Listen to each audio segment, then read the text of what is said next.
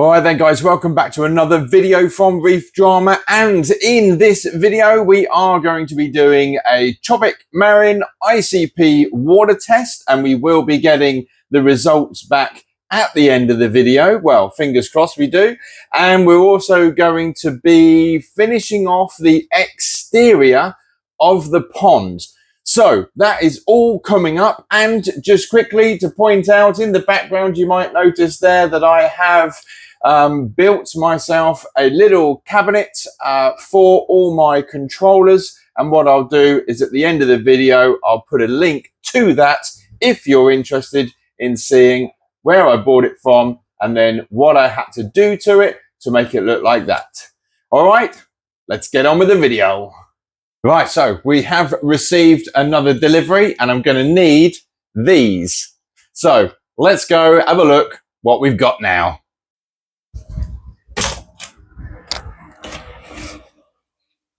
Okay, so just out here is where it has been delivered. Here it is, here it is. And it's pretty big. There is 2 of them. Any guesses on what this could be? Comment in the comments down below, but we have got some bits here. Some, yeah, like end caps and some 90s. So what have we got? Well, we have from the panel company 2, sorry, it's on its side, natural stone anthrite bathroom PVC panels. These are, what is it, 2.4 meters, I think, long by 1 meter wide. This is what is going to clad the pond. So it's going to get cut kind of like that way, obviously 2 feet and then by 1 meter. So, and it will just go on around the sides of the pond, basically like that. So let's set the little camera up here, and we'll get it open so you can have a look at what it looks like. Right, that is all cut open. It took a little bit longer than what I was expecting, but I haven't even opened this yet, so we're going to see it at the same time. You ready? There he goes. Ooh, that is nice. Look at that. Obviously, you got to think about, you'd be looking at it. I don't know if this is going to work for you. Yeah, it might do. You'd be looking at it kind of like that, so to speak. But it's 2.4 meters high, so I can't stand it up in here. But I suppose I could do that outside. But yeah, really pleased with that. That is awesome. So this is the same stuff, tongue and groove here, and it's got kind of like this this hollowed out effect, you know, all the way down the ends. But this is the same stuff that I put all the way around the inside the fish house itself. Now this one is 10 mil wide, and I think what went inside the fish house was 8 mil thick, you know, so 10 mil thick. Hopefully that will give it a little bit better, kind of, especially if where it's going to be all the way around the sides of the pond. Well, the 2 sides, 2 ends, and the front, I should say. I'm not doing the back, obviously. No point. No one's ever going to see it. But, you know, if I'm kind of like, I don't know, maybe leaning into the pond, I didn't want to be putting my knee against it and then going straight through. So, but we'll see. We'll see how this goes. So I'm going to be getting the workbench out and the table and everything else, and then kind of cutting this in the same way that I cut the stuff that I put inside the fish house. So yes, looking forward to doing this. Been wanting to get this pond cladded finally for a while now, get rid of that sort of silver insulation look that it currently has at the moment. So let's get these unboxed completely and get everything set up in the garden, and we'll get it cut and hopefully then fitted in place. Cool. I'm really happy with that. It's gonna look the dogs. All right, so it is actually the next day. I didn't actually get anything done yesterday. Something else came up. But today we are going to be starting to put the paneling on the side of the pond. As you can see out there, I've already got the chop saw set up with that length of wood. and I'm going to be chopping those down, so they'll be like supports, I suppose you could call it, going around the pond. So I've got somewhere for it to A, screw onto, and B, rest up against, so it's not too sort of, you know, bendy if I leant against it, so to speak. So I'm going to get on with that. I'm going to start measuring, start cutting, and I'll come back to you once I've kind of fitted those bits of wood upright around the pond, and then we'll have a look at getting the rest of these bits and pieces cut and fitted. So can't wait. It's going to look brilliant when it's done. All right, so just going to quickly pause the video there for the moment, because I don't know if you remember when I bought the Pro Reef Salt, the 25 kilogram tubs, it came with 3 ICP tests. So what I want to do is I'm going to do one, get it sent off, because that will then be kind of like the final part to make sure that this saltwater pond is ready for Piney and, of course, the Orange Shoulder Tang. So I'm going to set you down and we're going to crack on with this. We're going to get it posted.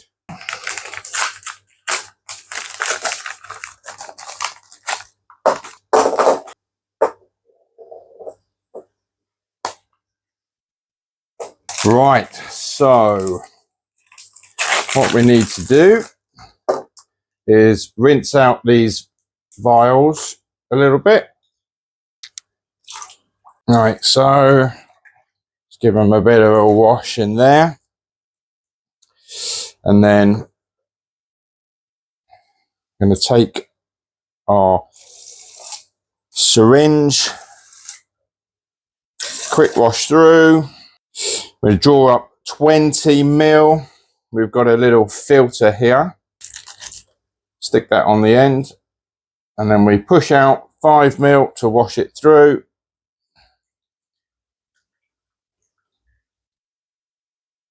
And then we can stick the rest of it, 15 ml, into here.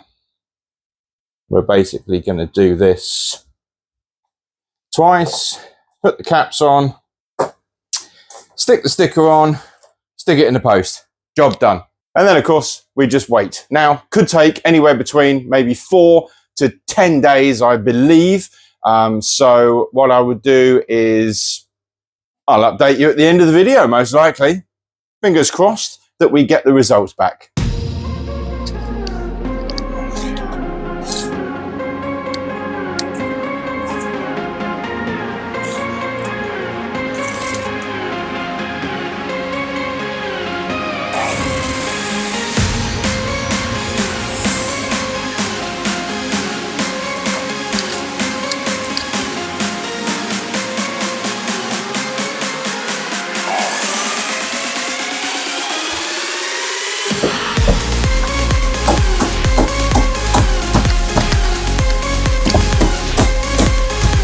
All right then guys, so sit rep for you, see how I'm getting on. I have managed to get a couple of those uprights in place, and I've already started on the actual paneling of one side, this end, and then it kind of goes around to the front. So we're just in the process of cutting down the second panel on the front, and I've still got to also install that corner as well. And then once that's done, then we'll be on to the other end. So let's show you what it looks like so far.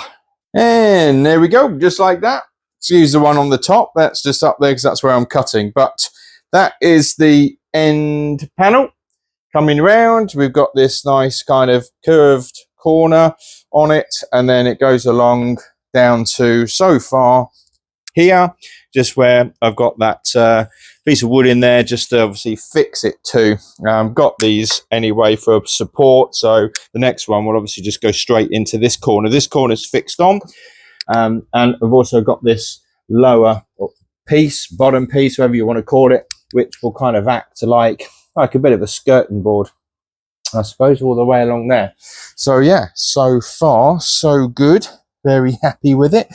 And then I've got the L shape 90 to go here, which will then fix that to the top there. So yeah, all good so far. So I'm going to carry on and we'll see if we can get this side done, and then maybe we'll start on the other end as well today, see if I've got time.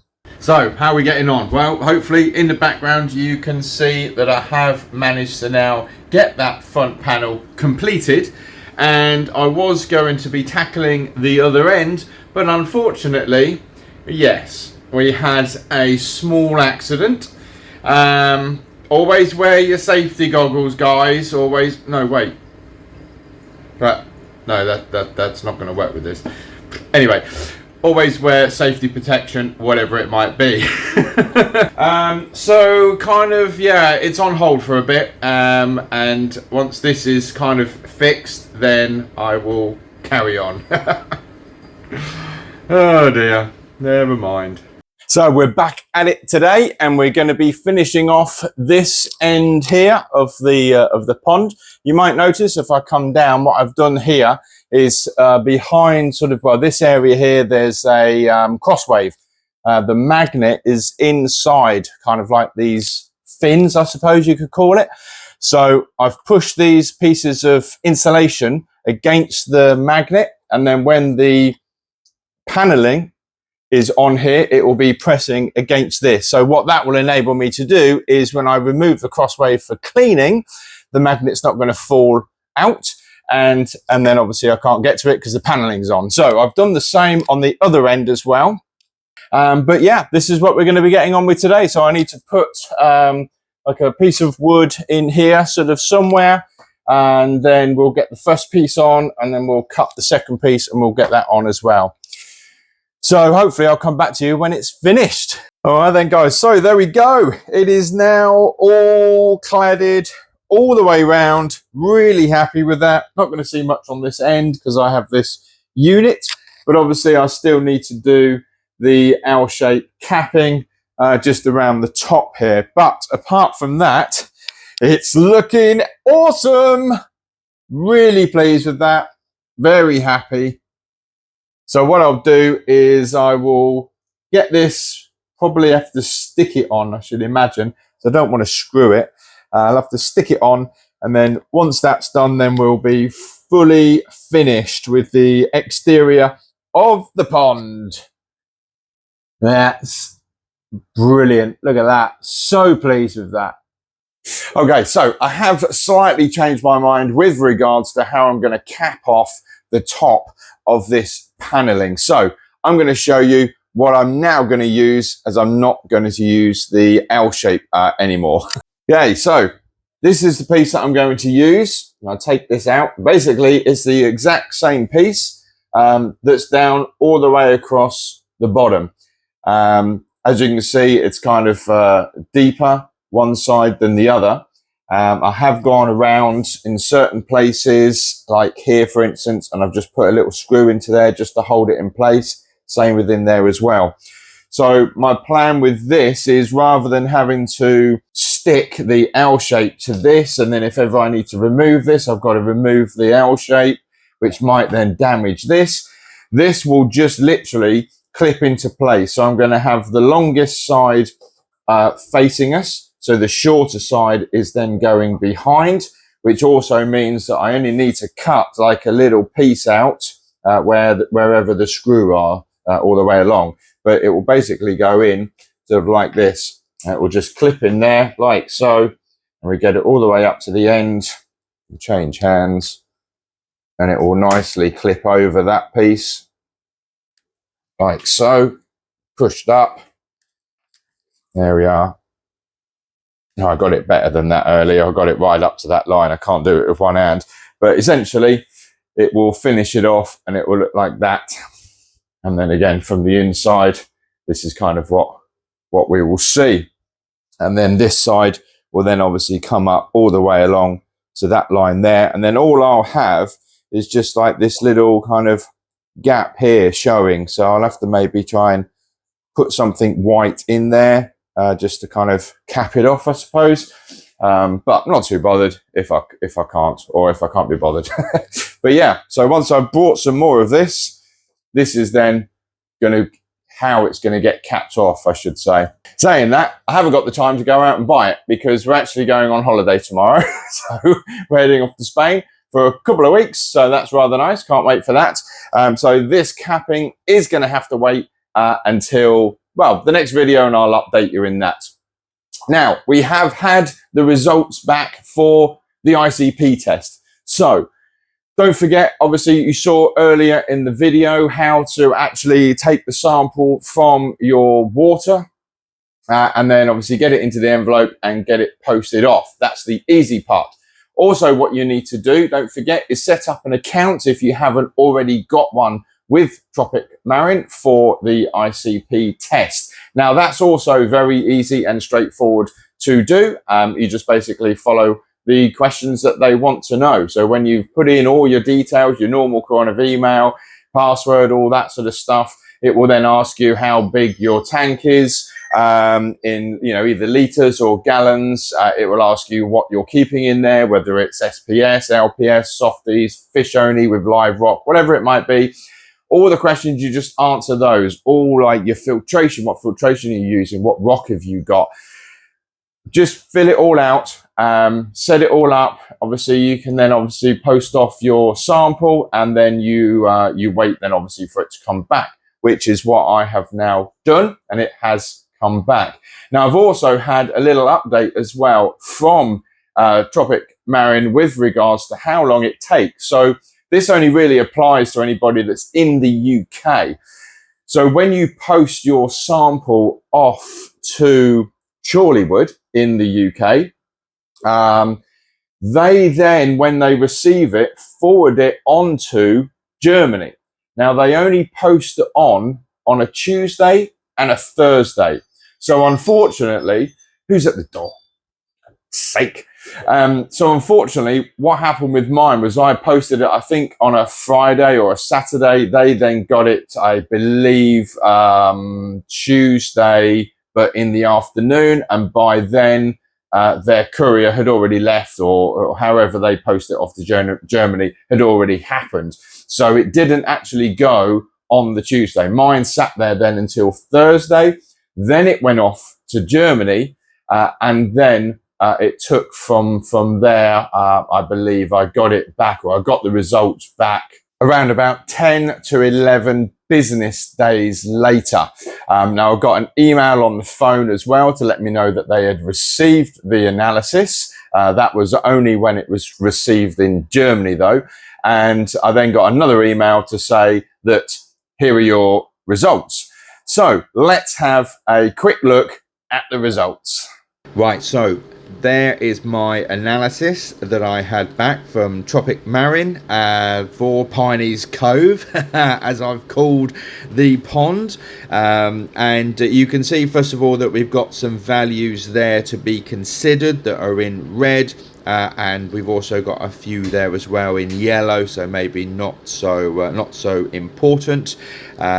We've also got here where it shows you in blue what they have actually tested for. So under physical chemical basic values, for instance, they've only done the 2 out of all of those. As we come down, you can see that they have done more in that one. So all the blue is everything that they have tested for. So I'm just going to scroll through these so you can kind of have a little look at that. As we come down, once they've gone past what they have actually tested or what they haven't tested, it will then show you then a write-up of every single one with kind of, you know, what you would need to potentially do. So this one, for instance, has not been measured. Density not measured, same with salinity, pH all not measured, alkalinity, CO2. Now, whether this is just because it's the free one that I did, and if you purchased the actual ICP test, then maybe more of these might be tested for, but I'm not 100% sure at this time. They did test for color and also smell, and there was neither in both. And then once you start getting down to the point where you do have readings, then this is what you see. So you've got a little graphic there. You've got the name of what it is. So sodium, it tells you what the test result was, and it tells you the ideal value, which is 104.5% of where it needs to be. You can see that it will also give you like what the potential problems would be if it was out of range, and it would also give you some actions that you would need to take. Sulfur, 101.1% of the ideal value. Now, if we just quickly look at sulfur, what the value should be is between 820 and 950. So mine being 885 is pretty much bang in the middle of the two. So as you can see, we have got quite a few bits and pieces that are all fine. 106.3 of the ideal value for potassium. Now, potassium is important in a fish only with live rock, but it is less critical than in a reef tank. So that's something that I will have to look at and see what I need to do. And as you can see, we basically come down and you can see all the other readings that I've had here. When we get to where is it? There's iodine. There's not available or not measured, a few here as well. Nitrite not measured, nitrate not measured, but obviously I can do nitrate myself, I can do alkalinity myself, I can do salinity myself, so you know that's fine. Phosphorus has been done, no action. Total phosphate, no action. Silicon, so that's what I mentioned earlier, but that could be coming out of the live sand, so I will just continue to monitor that, and the same with the silicate as well. Nitrate not done. Iodine is fine. Zinc, so zinc is important for fish only with live rock. Basically it's for the fish health and beneficial bacteria, so it's a crucial trace element that would impact everything really, from growth and tissue repair. So you know, as I do water changes, I'm hoping that that will kind of come back into the ideal kind of range, so to speak. Copper not detected, so that's good. I don't really want any copper in there, I don't think. Nickel, so with nickel, that's not really important for fish only with live rock, so I'm not going to worry about that one. What else have we got here? That's okay, no action. So iron is important. That is pretty much crucial for the growth of beneficial microalgae and bacteria, which helps to maintain the water quality really by absorbing nutrients. So it tells me there what I need to do. That one is okay, no action.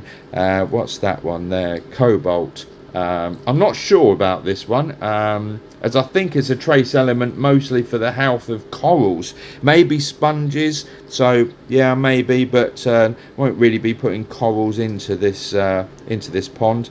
Barium, if that's how you pronounce it. I don't believe again that that's important for fish only with live rock, as it's mostly for coral calcification and growth, so probably will ignore that one. And there's a few more there. This is basically all not detectable at all, which I think is good. I don't really want any of these to be detected, or if they are detected, they need to be very, very, very low. Arsenic, pretty sure I don't want any of that in there.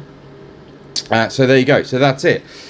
So on the whole, I don't think those readings are actually too bad. There's nothing really major there to massively worry about. Probably mostly the silicate and the silicon. Otherwise, just through water changes, which I actually did the first one a couple of days ago, and I just did 100 litres. So, but through water changes that are going to be more consecutive, then they will basically hopefully help and increase some of those, readings that need to be done. Now, when you log in to your account, and you can see obviously all of your readings, what you'll also be able to do once you've done, more than one reading, is go into trends. You can then select any one of those elements, and then you will start to then see kind of like how it's tracked, whether it's gone up or gone down or stayed consistent. So that's something else that you can do. And you can also add your own recordings and readings as well. So, you know, like for instance, if I wanted to add in my nitrate reading, my alkalinity reading, my salinity reading, then I could do that as well. I can add that myself. So it's pretty good. I like that, that you're able to do that. And obviously then you'd also be able to view that in trends as well. So you can sort of keep an eye on that, that graphic for each of your elements. And, you know, potentially I'll be doing another one in maybe a couple of months' time. But you probably should at least do one, I would say maybe every 3 months, if you want to get a real good handle on what's happening with your water, be it in a tank or be it in a massive saltwater pond like this one. So pretty much I think that is going to be the end of today's video. So I hope you have enjoyed watching. Obviously give us a thumbs up and subscribe, or the usual YouTube stuff. If you haven't already, that's great. And in the next video, once we come back from Spain, we will then be adding Piney and the Orange Shoulder Tang to the pond, or Piney's Cove, as it's now going to be referred to. And I can't wait to get them in. Obviously, as I say, I've had the water tested now. I'm pretty pleased with that. And it's, you know, it's going to run now for another couple of weeks. And then I'll do a water change when I get back, prior to adding them. But can't wait to get them into this pond. Oh, it's been such a long time coming. It's going to be awesome. And don't forget, once they're out and they're in here, I've then got the clownfish, you know, that I can bring up from the sump in the 625 and put them into the main tank. And it's going to be wicked. Can't wait to do all of that. So without further ado, thank you very much for watching. Don't forget to write any comments in the comment section below, and I will look forward to seeing you in the next video. Bye for now. Easy go.